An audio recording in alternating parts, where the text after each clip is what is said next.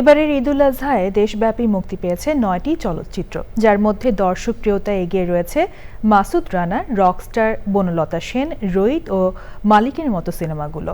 Cinema দেখে মিশ্র প্রতিক্রিয়ায় সরব দর্শক মহল। সুলতানা হিমু রিপোর্ট।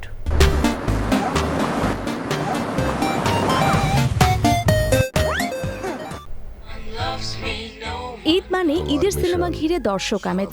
আর এই ঈদে দর্শককে রীতিমতো রোলার কোস্টার রাইডে ফেলেছেন দেশসেরা সিনেমা পরিচালক আর কলাকুশলীরা। একই ঈদে হলে এসেছে সাকিব, শুভ, আদর, রানা আর নতুন নায়কদের ছবি, যেখানে মিম, পূজা চেরি, তুষি, বুবলির জন্য দর্শক টানছে ঈদের সিনেমা। কাজী আনোয়ার হোসেনের মাসুদ রানা থ্রিলার উপন্যাস অবলম্বনে নির্মিত চলচ্চিত্র মাসুদ রানা ঘিরে হলগুলোতে মাসুদ রানা পড়েছেন এমন দর্শকদের ভিড়। নবাগত হিসেবে মাসুদ রানা চরিত্রে অভিনয় করা রাসেল রানাকে বাহবা দিচ্ছেন দর্শকরা। কেমন লেগেছে? ভালো কেমন লেগেছে? খুব সুন্দর, ভালো লেগেছে। ছবি সুন্দর, নায়ক তো নতুন হিসাবে মনে করি অনেকটা বেটার, আরো সময় দেওয়া লাগবে। কেমন লাগলো মাসুদ রানা? হ্যাঁ, ভালো।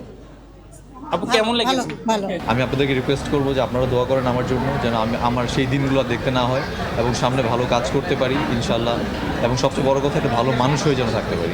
ঈদে মুক্তিপ্রাপ্ত সিনেমাগুলোর মধ্যে শাকিব খান অভিনীত রকস্টার চলচ্চিত্রটিও টানছে দর্শক। আজমান রুশো নির্মিত চলচ্চিত্রে শাকিবের বিপরীতে রয়েছে সাবিলা ও তানজিয়া মিথিলা। আমি দেখছি লট অফ পিপল যারা অ্যাকচুয়ালি সিনেমাটা বুঝছে বা বুঝে একটু মন দিয়ে দেখছে, সবাই তো বলছে দুর্দান্ত। কমপ্লিটলি বাংলাদেশের জন্য এটা একটা খুব নতুন টাইপের একটা মুভি, এবং সেই নতুন একটা জিনিসকে মানুষের অ্যাকসেপ্ট করতে অবশ্যই সময় লাগবে। নতুন মানেই ডিফারেন্ট কোনো কিছু চেষ্টা করার যেই মানে মোটিভেশনটা, এইটা যেন আমরা না হারিয়ে ফেলি, যেন ফিউচারে সব ধরনের সিনেমা আমরা সিনেমা হলে দেখতে পারি। সাহিত্য নির্ভর গল্পে এগিয়ে আছে মাসুদ হাসান উজ্জ্বল পরিচালিত চলচ্চিত্র বনলতা সেন, যা নির্মিত হয়েছে কবি জীবনানন্দ দাশের সৃষ্টিশীলতা নিয়ে। শিল্প সাহিত্যে আগ্রহী লোক তাহলে বাংলাদেশে কম না। আমরা বনলতা সেন তো তারাই দেখতে আসবে শুরুর দিকে যারা শিল্প সাহিত্যে আগ্রহী, তো সেটা দেখতে পাচ্ছি, খুব ভালো লাগছে। আমি গদ বাঁধা গল্প কেন শুনবো সব সময়?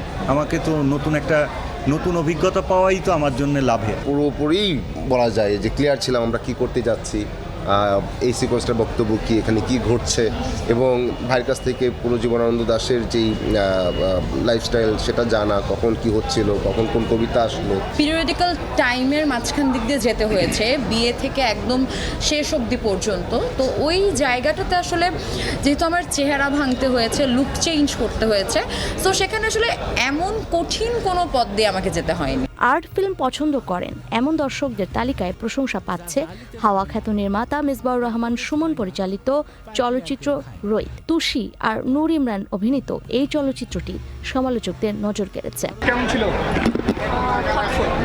একটু স্লো ছিল, বাট খুবই সুন্দর ছিল। এছাড়াও শুভ, মিম অভিনীত মালিক চলচ্চিত্রটিও নজর কাটছে দর্শকদের।